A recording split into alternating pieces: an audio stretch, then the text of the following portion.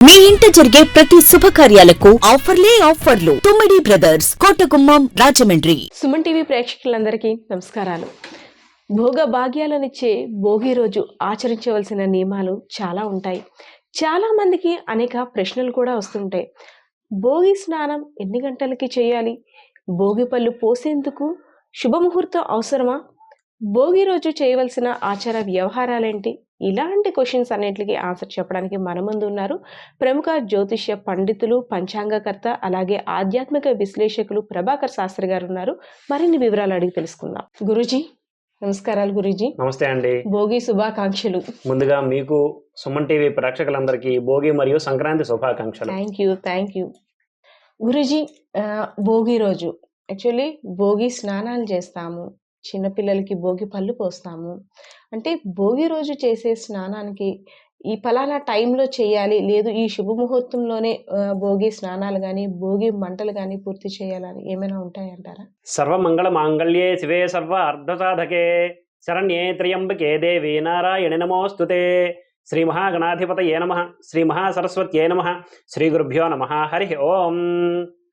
Suman TV ప్రేక్షకులందరికీ సంక్రాంతి శుభాకాంక్షలు. మంచి ప్రశ్న అడిగారండి. ఇది అందరూ తెలుసుకోవాల్సిన ప్రశ్న. భోగి అంటే ఏంటి, సంక్రాంతి అంటే ఏంటి? శాస్త్రం భోగి గురించి మాట్లాడుతోందా, సంక్రాంతి గురించి మాట్లాడుతోందా అనే విషయాన్ని ఇప్పుడు చర్చించి తెలుసుకుందాం. సూర్యనారాయణమూర్తి మకర రాశిలోనికి ప్రవేశించే శుభ సమయాన్ని మకర సంక్రమణంగా, ఉత్తరాయణ పుణ్యకాలంగా శాస్త్రం చెప్తోంది. అలాగనే కర్కాటక రాశిలోకి ప్రవేశించినప్పుడు దక్షిణాయన పుణ్యకాలంగా, కర్కాటక సంక్రమణంగా చెప్తోంది. ఈ సంక్రమణ గురించి మాత్రమే శాస్త్రం మాట్లాడుతోంది తప్ప భోగి పండుగ శాస్త్రానికి సంబంధించింది కాదు. ఇప్పుడు చూడండి, గ్రామ దేవతల ఉత్సవాలు, పండుగలు మొదలైనవన్నీ చేసేటప్పుడు తొలేళ్ల సంబరాలు అని ఒక ప్రత్యేకంగా ఒక కార్యక్రమాన్ని నిర్వహిస్తారు. అంటే ముఖ్యమైన కార్యక్రమానికి ముందు రోజు నాడు తొలేళ్ల సంబరాన్ని నిర్వహిస్తారు. అలాగనే సంక్రాంతి కన్నా ముందు రోజు వచ్చే ఈ భోగి పండుగ విశేషమైన పండుగే అయినప్పటికీ శాస్త్రానికి సంబంధించింది కాదు. కర్కాటక సంక్రమణం తర్వాత వచ్చిన దక్షిణాయన పుణ్యకాలంలో ఆఖరి రోజు అయినటువంటి రోజే భోగి పండుగ. అంటే మకర సంక్రమణానికి ముందు రోజు నాడు జరుపుకునే విశిష్టమైన పండుగ. ఈ పండుగ రోజునాడు అరుణోదయ వేళలో, అంటే సూర్యోదయానికి పూర్వకాలమే అందరూ లేచి భోగి మంట అనేది వేసి శుభ్రంగా స్నానాలు చేసి నూతన వస్త్రాలు ధరించి ఇంటికి బంధువులని మొదలైన వాళ్ళని పిలిచి చేసుకునే పండుగని భోగి పండుగ అంటారు.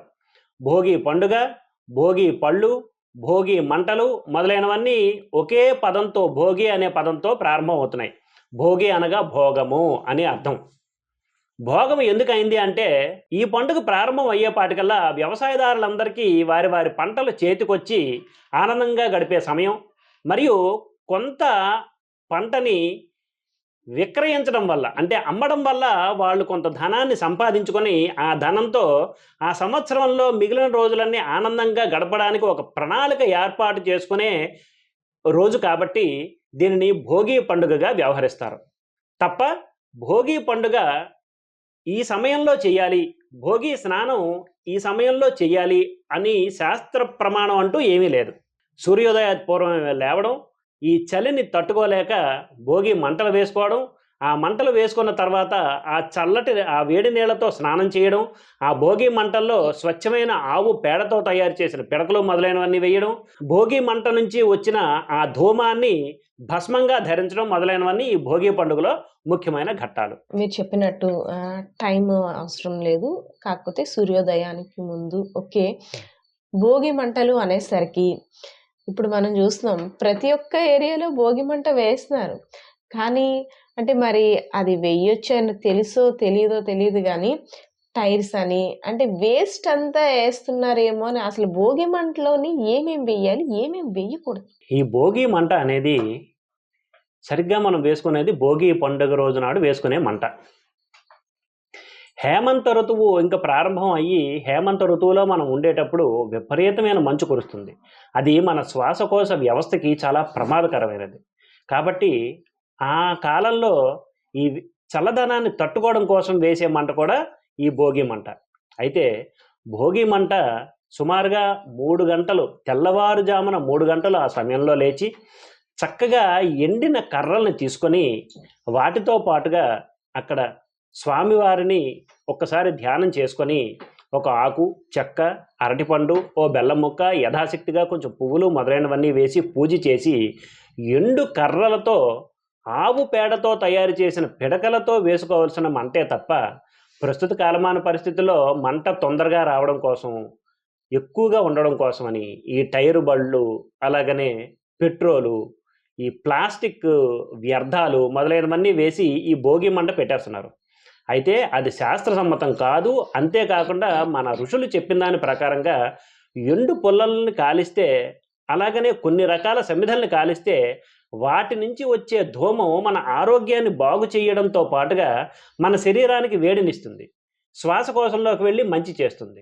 అంతే తప్ప ఈ టైర్ వాటిని వేయడం వల్ల, ప్లాస్టిక్ వ్యర్థాలు వేయడం వల్ల ఆ పొగ మొదలైనంతా లోపలికి వెళ్ళి అనారోగ్యమే కలుగుతుంది తప్ప అలాంటివి వేయడం శాస్త్రసమ్మతం కాదు. ఆవు పేడతో చేసిన పిడకల నుంచి వచ్చే ధూమం శరీరంలో ఉండే ఎన్నో రకాల అనారోగ్యాలని, రుగ్మతల్ని పోగొడుతుంది. కాబట్టి ఆవు పేడతో చేసిన పిడకలు, ఎండు కర్రలు మొదలైన వాటిని వేసి భోగి మంట పెట్టి చుట్టూ ఆనందంగా గడపడమే మంచిది తప్ప ఈ ప్లాస్టిక్ టైర్లు, ప్లాస్టిక్ కవర్లు, వ్యర్థాలు మొదలైనవన్నీ వేయడం మంచిది కాదు, శాస్త్రసమ్మతం కాదు. గురూజీ, బ్రాహ్మణులకు ఇచ్చే దానం పొత్తర్లు భోగి రోజు కూడా ఇవ్వాలా? పొత్తర్లు అనేది బ్రాహ్మణుకు స్వయం పాకంలాగా ఇచ్చేదాన్ని పొత్తర్లు అంటారు. అంటే చక్కగా కొంత బియ్యాన్ని, కొన్ని కూరగాయలు, అలాగనే యథాశక్తిగా కొంత ద్రవ్యాన్ని ఆకు చెక్కలో పెట్టి దక్షిణ తాంబూలాలు మొదలైన వాటిని ఇచ్చేదాన్ని పొత్తర్లుగా వ్యవహరిస్తారు. ఇది కొన్ని ప్రాంతాలలో ప్రతి ఇంటి వాళ్ళు బ్రాహ్మడికి పొత్తర్లు ఇవ్వడం అనేది ఆచారంగా ఉంది. అయితే భోగి నాడు మాత్రం ఈ పొత్తర్లు ఇచ్చే సాంప్రదాయం లేదు. భోగి నాడు మాత్రం తప్పనిసరిగా అందరూ బియ్యం తీసుకొని వచ్చి, ఆ పంట బియ్యాన్ని తీసుకొని వచ్చి దాంతో శుభ్రంగా పరమాన్నం చేసుకొని ఆ పరమాన్నాన్ని దైవానికి నివేదనగా పెట్టి వాటిని గృహంలో ఉన్న వాళ్ళందరూ ప్రసాదంగా స్వీకరించే సంప్రదాయం ఉంది తప్ప సంక్రాంతి రోజు నాడు, అంటే ఎప్పుడైతే మకర సంక్రమణం జరిగిందో, అంటే సూర్యనారాయణమూర్తి మకర రాశిలోనికి ప్రవేశించినది పిదప సుమారుగా 8 గంటల వరకు, అంటే 20 గడియల పాటు ఈ సంవత్సరం సూర్యనారాయణమూర్తి 15వ తారీఖు అనగా సోమవారం నాడు ఉదయం 8:24 మకర రాశిలోకి ఉత్తరాషాఢ నక్షత్రం 2వ పాదంలోకి ప్రవేశించడం జరుగుతుంది. అక్కడ నుంచి 20 గడియల పాటు, అంటే 8 గంటల పాటు, సుమారుగా సాయంత్రం 4:24 వరకు ఉత్తరాయణ పుణ్యకాలంగా వ్యవహరిస్తారో అది శాస్త్ర సమ్మతం. కాబట్టి ఆ సమయంలోనే పొత్తర్లు ఇవ్వడం అనేది ఆచారంగా ఉంది తప్ప ముందు రోజైన భోగి రోజు నాడు పొత్తర్లు ఇవ్వడం అనేది సాంప్రదాయంగా లేదు. కేవలం పరమాన్నాన్ని వండుకొని దేవతలకు నివేదన చేయడం మాత్రమే సాంప్రదాయంగా నడుస్తోందండి. గురూజీ, భోగి పళ్ళు పోస్తున్నాం పిల్లలకి అంటున్నాం కదా, అసలు భోగి పళ్ళు ఏమేం పోస్తున్నాం కూడా తెలియట్లేదు. ఇప్పుడు వస్తున్న అధునాతన ఆచార వ్యవహారాలు అయితే చాక్లెట్స్ వేస్తూ, బిస్కెట్స్ వేస్తూ, నిజంగా అంటే మన పూర్వం నుండి ఇవైతే లేవు. అసలు భోగి పళ్ళు అంటే ఏమేమి ఉండాలి పోయడానికి అనేసి ఒక చిన్న క్వశ్చన్. భోగి పళ్ళు మరి ప్రస్తుత కాలమాన పరిస్థితుల ప్రకారం అందరూ కాయిన్స్ కూడా వేస్తున్నారు. మరి ఆ కాయిన్స్ వేయడం అనేది కూడా మనకు సనాతన సాంప్రదాయంలో ఎక్కడా లేదు. భోగి పళ్ళు, ఈ భోగీలు పొయ్యడం అనేది మనకి ద్వాపర యుగం నుంచి ఇది మనకి వచ్చినట్టుగా మనకి కొన్ని కథలు, పురాణ గాథల వల్ల తెలుస్తోంది. మనకి నరనారాయణులు ఇద్దరు శ్రీకృష్ణుడు మరియు అర్జునుడిగా పుట్టి రాక్షస సంహారం చేసినట్టుగా మనకి మహాభారతం చెప్తోంది. ఈ నరనారాయణులు ఇద్దరు భూమి మీద పుట్టడం కోసమని, కొన్ని శక్తుల కోసమని తపస్సు చేస్తూ ఉండగా పరమశివుడు ప్రత్యక్షమై వాళ్ళిద్దరికీ కొన్ని శక్తులను ప్రసాదించగా వాటితోటి రాక్షస సంహారం చేయడానికి సిద్ధపడ్డారు. వారు తపస్సు చేసిన ప్రాంతం బదరికావనం, అంటే రేగుపళ్ళు ఎక్కువగా ఉన్న పెద్ద ఒక అడవి. దాన్నే బదరికావనంగా చెప్తారు. ఆ బదరికావనంలో వాళ్ళు ఈ తపస్సు చేశారు. ఎప్పుడైతే తపస్సు పూర్తయిపోయిందో, పరమేశ్వరుడు అనుగ్రహించాడో, వెంటనే దేవతలందరూ శ్రీకృష్ణుడి మీద అక్కడ వెంటనే దొరికే పళ్ళు ఏంటి? రేగుపళ్ళు. అంచేత ఆ రేగుపళ్ళు వెంటనే తీసుకొని వారిద్దరి మీద ఆ రేగుపళ్ళు వర్షం కురిపించేపాటికల్లా శ్రీకృష్ణుడు సహజ సిద్ధంగా తన చిన్న పిల్లడి రూపాన్ని పొంది ఆ పళ్ళతో కురుస్తున్న ఆ వానని అనుభవించారు. ఆనాటి నుండి ఈనాటి వరకు బాలకృష్ణుడిని మన ఇంటిలో ఉన్న పిల్లలతో పోల్చుకుంటూ బాలకృష్ణుడికి సేవ చేసినట్లుగానే మన పిల్లలకి కూడా ఈ భోగి పళ్ళు పొయ్యడం అనేది మనకి ఒక సాంప్రదాయంగా వచ్చింది.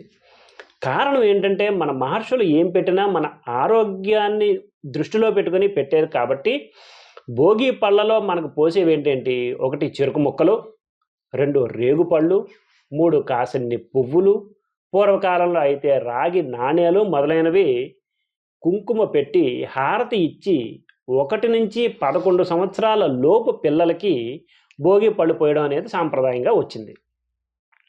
ఈ భోగి రోజు నాడు పోసే భోగి పళ్ళలో అంటే ఆ రేగు పళ్ళని పిల్లలందరూ ఈ మిగిలిన పిల్లలందరూ ఏరుకొని తినడమనో, లేదు వాటంతటిని తీసుకెళ్ళి గంగలో నిర్మాల్యం చేయడమనో జరుగుతుంది. అంటే రేగిపండు శరీరానికి తగిలిన లేదా రేగిపండుని ఆహారంగా లోపలికి తీసుకున్నా అది క్రిమినాశకంగా, అలాగనే మన శరీరంలో ఉండే వ్యాధి నిరోధక శక్తిని పెంచే పండుగ ఈ రేగిపండుని వర్ణిస్తారు. కాబట్టి ఆ రేగిపండు తీసుకోవడం వల్ల లేదా శరీరానికి తగిలినా కానీ కొన్ని రకాల వ్యాధులు నయమవుతాయి. కాబట్టి అందున ఈ ఋతువులో అంటే ఇంత చల్లని వాతావరణ పరిస్థితులు ఉన్న ఋతువులో ఆ రేగుపళ్ళు కాయడం, అవి మన శరీరంలో కొన్ని రకాల రుగ్మతల్ని తగ్గించడం కోసమని ఈ భోగి పళ్ళు పొయ్యడం అనే సాంప్రదాయం ఉంది.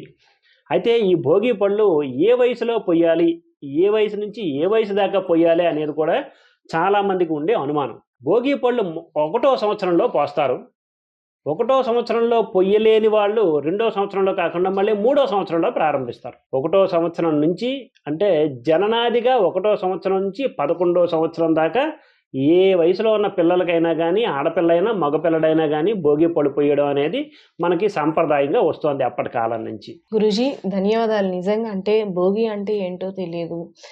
పొద్దున్న స్నానాలు సూర్యోదయానికి ముందే చేయాలి. కొంతమందికి మార్నింగ్ 10 అయిపోతుంటుంది బిజీ లైఫ్‌లో. ముఖ్యంగా భోగి మంటల విషయానికొస్తే చూస్తుంటాం పెద్ద పెద్ద టైర్లు వేసేసి, వ్యర్థాలు వేసేసి కాల్చేస్తుంటారు. బ్లాక్‌గా వచ్చి చాలా కాలుష్యం అయితే ఎక్కువవుతుందనే చెప్పుకోవాలి. దానివల్ల అనారోగ్యం కూడా. యాహ్! భోగి గురించి అయితే మాత్రం చాలా చక్కగా వివరించారు. ధన్యవాదాలు గురూజీ. థ్యాంక్ యూ అమ్మా.